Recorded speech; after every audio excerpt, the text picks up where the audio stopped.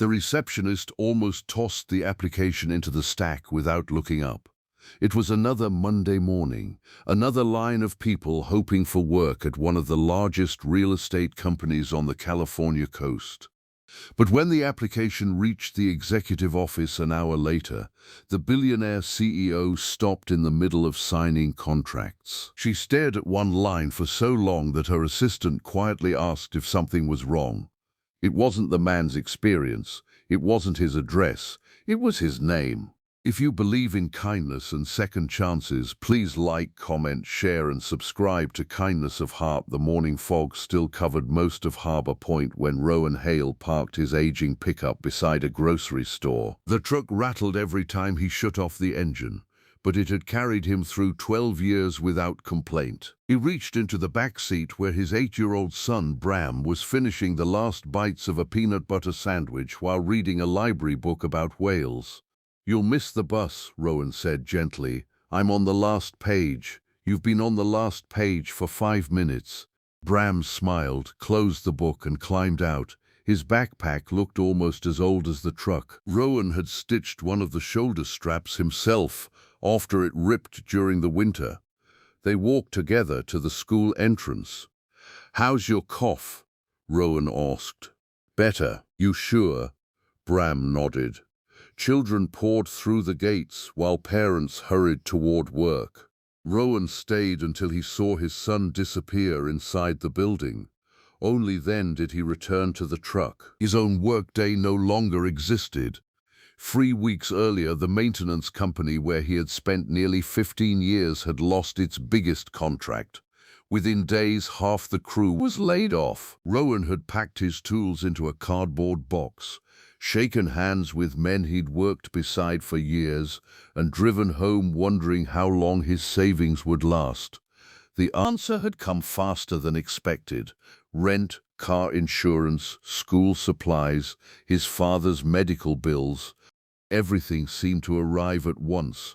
For the first week he convinced himself another maintenance position would appear quickly. It didn't. Every interview ended the same way. "We'll keep your resume." Nobody ever called. That Monday morning he decided pride could wait until bills were paid. Any honest work was good work.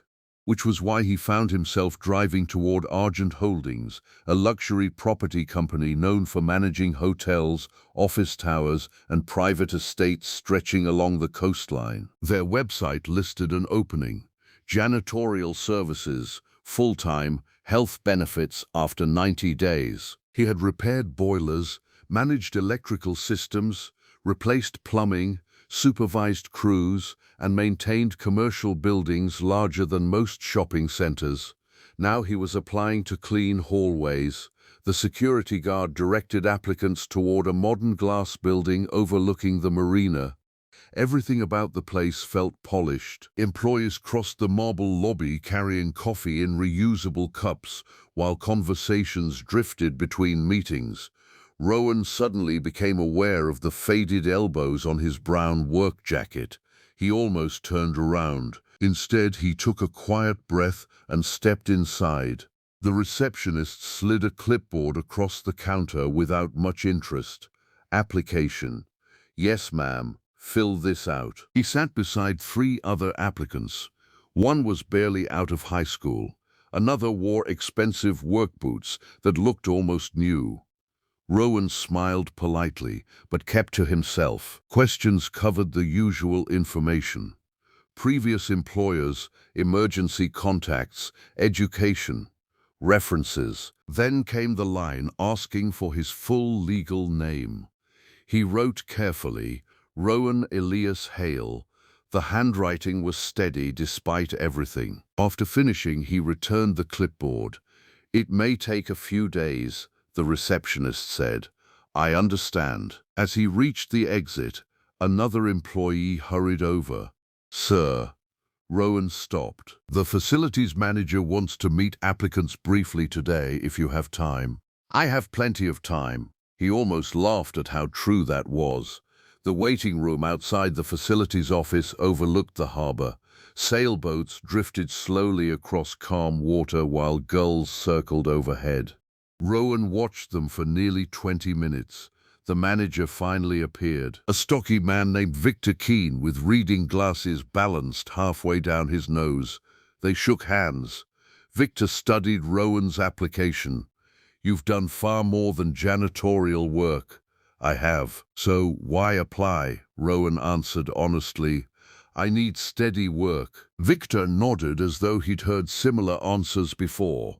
"We like honesty here." The interview lasted less than 15 minutes. Questions about schedules, equipment, safety procedures, working nights, nothing unusual.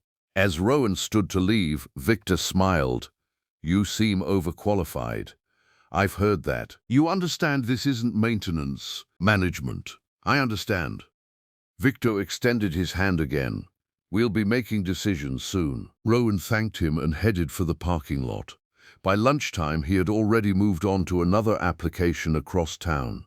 Life didn't pause because hope felt uncertain. On the top floor of Argent Holdings, CEO Maris Elowin was trying to finish reviewing a merger proposal before her afternoon board meeting.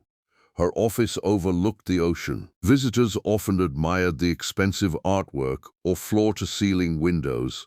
Maris barely noticed either anymore. She noticed spreadsheets, deadlines, emails, construction delays, insurance disputes. The company employed nearly 12,000 people across 4 states.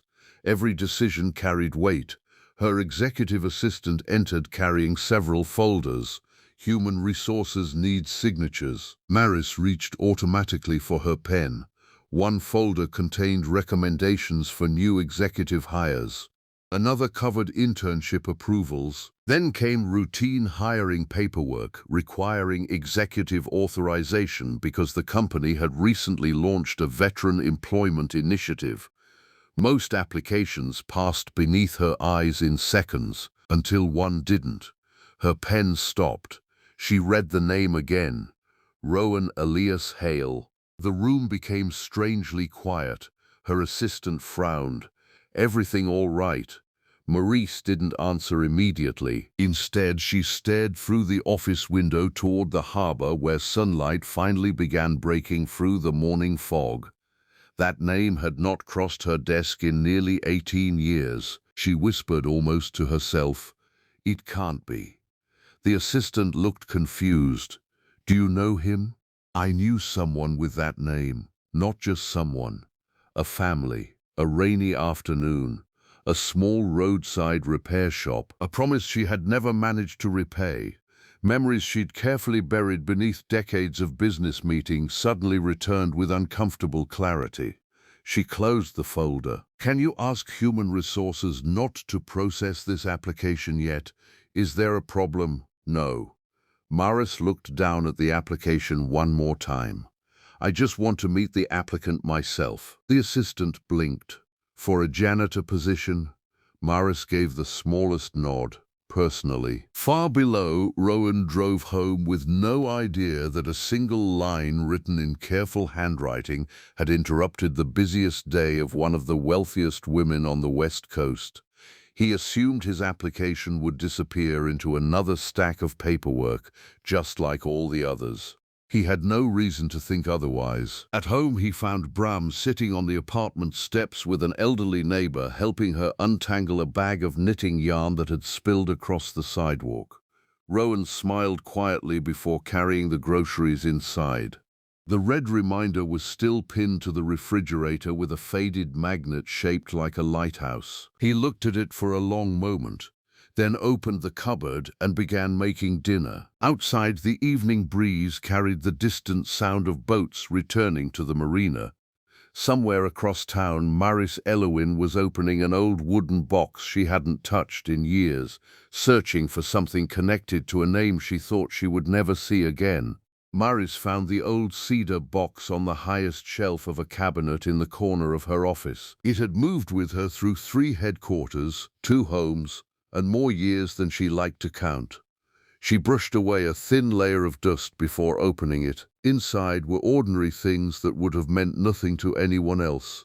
A faded motel key card, a folded highway map with coffee stains, A small silver compass that no longer pointed north as reliably as it once had. And beneath those, tucked inside an envelope, was a receipt from a roadside repair shop, Hale Family Auto Service. The ink had faded, but the name was still there. She leaned back in her chair. 18 years earlier, she hadn't been a billionaire. She had been 26 years old, trying to keep a struggling construction startup alive after investors backed out. Her old sedan had broken down during a storm while she was driving to meet the only client who could have saved her company. The repair shop had been closing. A man named Elias Hale had reopened the garage after seeing her stranded. She remembered apologizing because she couldn't pay the full repair bill until the following week. Elias had simply smiled. "Get to your meeting," he had said. "Pay me when life settles down." Life never settled down. Within months, her business unexpectedly took off after landing several commercial contracts. She intended to return, but by the time she drove back, the repair shop had already closed. Someone nearby told her the owner had become ill and the family had moved away. She mailed a check to the old address. It came back unopened.